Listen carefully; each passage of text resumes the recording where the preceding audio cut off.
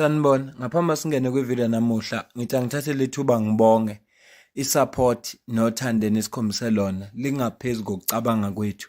Siyacela niqhubeke nisupporte njalo ngokubuka amavideo ethu, ungakhohlwa ukukhomenta, ushare, ulike. Siyafisa ukuzwa umbono wakho. Sicela ke singene kwivideo namuhla.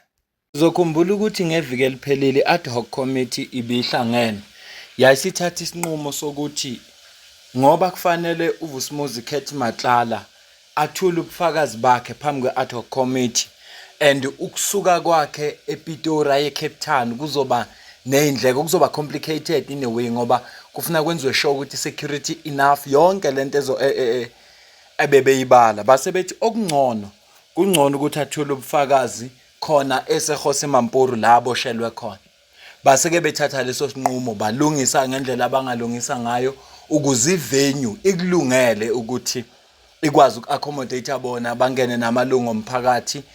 Izolo sisifundile istatement esikhishwe ad hoc committee lapho bebesazisa khona ukuthi inhlelo zabo zithi namuhla bazoqala ke uku-interviewer Lieutenant General Dimpane okuyena CFO. So babhizi naye. Uma ngithi ngingena ku-X eyaziwa ngeTwitter ngizithela phekwa nansi post. Breaking news, Vusumuzi Khethi Matlala's lawyer has requested a postponement for his testimony, citing poor prison conditions and uma ubona ipost nje uyadideka kancane ukuthi hayibo kwenzakalani ngoba iParliament liseGosi Mampuru namhlanje ezisikhuluma uLieutenant General Dimpane uyakhuluma ku-ad hoc committee ngoba benzela ukuthi bekwazi ukuxoxisana noVusumuzi Khethi Matlala naye athule ubufakazi bakhe. Kwenzakalani kahle kahle? Kanti into engiyiqaphelile bathe mabeya kwi-lunch ngo-1 befuna babuye ngo-2 babambezeleka isikhathi eside bagcina sebebuyela ngo-14:30 14:35. Ngiyacabanga ukuthi lezo zinto ebezikhulunywa kodwa ngithe uma ngibheka ngathi uDarrell James we-Action SA ubhalile ngalolu daba. Asifunde nje ama-post wakhe emveni lapho bese siyayivala ivideo cause ngifuna ukuphi i-update yento eyenzeka manje. Leya kanje le post. Breaking news, Khethi Matlala now claims he cannot appear before the ad hoc committee tomorrow because he is, inverted commas, not prepared, an excuse Action SA does not accept. This is a textbook Stalingrad tactics to frustrate our work. Whether Matlala likes it or not, he has had ample time to prepare. I-ENCA mayibika ngalolu daba kuqala ilithathe kuDarrell James. Umuntu oqala obhale ngalolu daba uDarrell James wasazisa ukuthi kwenzakalani. I-ENCA yasigijima ke nasi story. Ngifisa ukucacisa lokho. Ngaphambi sifunde ipost esibili. Lokhu nje okushiwo uKhethi Matlala noma okwenzakalayo akwakho umqondo kimi, it doesn't make sense.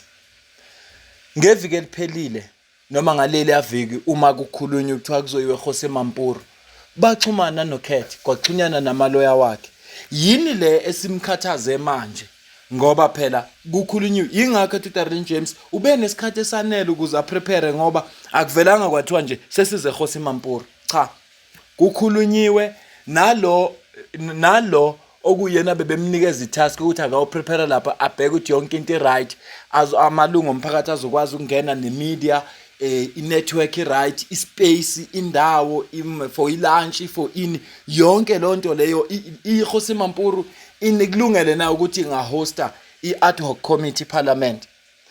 Lonto lo yenziwe azi uKhethi, ubazi kahle uKhethi ukuthi kuziwa kuye ngoba lolu daba lona udaba oluvela lathathelwa phezulu lixoxiwe kuqala kwaboniswana kwavunyelwana. Manje angiwazi lo mdlalo awudlalayo noma usevele wathuka kodwa ngizwile abanye bethi ama-members of parliament expect ukuthi uKhethi azothula ubufakazi ngecala vele lisenkantolo alizukuphazamisa na udaba lolo lisenkantolo ngoba icala lakhe vele lisenkantolo. Angazi ke angiwazi umthetho ukuthi uthini. Sizoqhubeka sifunda ama-post wakhe bese siyayivala ivideo. Ubekile ke Honorable James wabhala kanje wathi no WhatsApp threat from Matlala's lawyer demanding a 3 p.m. response by Parliament to their demands will deter us from doing our job. ayi le party Afrikaans angiyazi kahle, angifuni ukuyifunda kabi. The era of treating parliament with such disrespect will come to an end. Yilokhu kakushoyo. Nami nje ngiyimi angizwisisi lento abayishoyo ngoba kuhleliwe kusenesikhathi. Ama-evidence leader axhumana nabo kwakhulunywa. Kube lenkinga wayiveza ngaphambilini ukuthi i-condition akuyo ayikho right futhi akekho prepared ngabe kungcono. Ngoba baxhumene naye. Before beze befika ekuthenini nathi siwumphakathi size sazi. Akakwazi ukukhetha Matlala ukuzidlalisa lo mdlalo abawudlalayo namaloya wakhe. Ngakho nje ngesingami ngifisa iParliament sengathi ingangayivuma lento abayishoyo. Sizozwa ukuthi kuthiwani mokhambeni kosuku ngoba akakhulunywa ngibhekile eParliament eParliament lendaba abayikhuluma basabhizi nje no General Lieutenant General Dimpane babhizi bakhuluma naye kodwa nje le ndaba kakhethi mina ngizwisisi ngoba kukhulunyiwe kwahlelwa kaxhunywana namaloya wakhe. Mhlawumbe ubeyitshela ukuthi lolu suku ngeke luze lifike. Nansi into emnandi ngempilo alukho usuku olungafiki. Mhlawumbe bengayitsheli ukuthi lolu suku luzofika lapha ama members of parliament azoza khona eGosi Mampuru. Buke emveni kweinhlelo ezingaka ezenziwe. Phela lezi zinto kusebenza imali. Nathi njengabantu base South Africa siyafisa ukwazi kwenzakalani ukuze sizothola iqiniso. Futhi ke uKhethi Matlala ufana noKatiso Mlivi. Bayingxenye yayo yonke lento eyenzeka. Ukube kwakungaboshwa bona bobabili. Ukuba kunama conversation ekhona phakathi kwakhe noBrown Mokgotsi. Ngabe uGeneral Mkhwanaza ayenze leya press briefing. Ngoba phela kwakuboshwa laba bobabili. Ukuze nje kugcine uminister ebhala leya letter. uGeneral Mkhwanaza uthi wayenza ngoba evikela laba bobabili. So kuyadingeka ukuthi babe phambi kwe ad hoc committee. Sabalindele futhi ukuthi bayovela phambi kweMadlanga Commission. Manje lo mdlalo azidlalisa wona kungcono babeka isizathu sokuthi hayi ngoba icala lisenkantolo. Ngiyakuzwa ukusho ngabantu angikuphingi ngoba umthetho kangiwazi. Kodwa ukube lokho bekuyinkinga ngaba abameli bakhe bakushilo lokho besa consulta naye. Ngakho nje nami nje ngiyimi ngihambelana noDarlene James.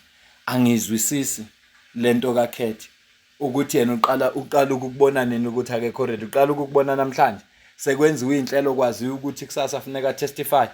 iParliament basukeleni labantu eParliament eCape Town beza la akangazodlala ama games ulo. Sengathi iParliament lingangayingena nje le ndaba le late lama demands wakhe ngathi iParliament lingangawa entertainer. uKhethi Matlala sifuna ukuzwela thina ekhuluma simuzwe thina sizwe iside lakhe le story. Lokho nje sifuna ukuzwa njengabantu base South Africa. Ikakhulukazi ngoba udaba labo kwathi walithinta ama drugs. Nayo ke into esikhathazayo. Ayikho into ekhathaza umphakathi wase South Africa njengama drugs. Manje akukwazeki ukuthi kungathiwa kuzo interview abantu udaba labo lithinta ama drugs njoba kwathiwa kune drug cartel. Njoba sitshelwe kuthiwa kune Big 5 wabalwa njengomuntu oyingxenye yayo. Ufuna sizwe side lakhe le story. Sizokwazi ukubuka ukuthi ngabe uGeneral Khumalo noGeneral Mkhwanaza babemsukela na. Mina nawe sidibane kwivideo elandelayo ngiyabonga. Bengikupha nje le update.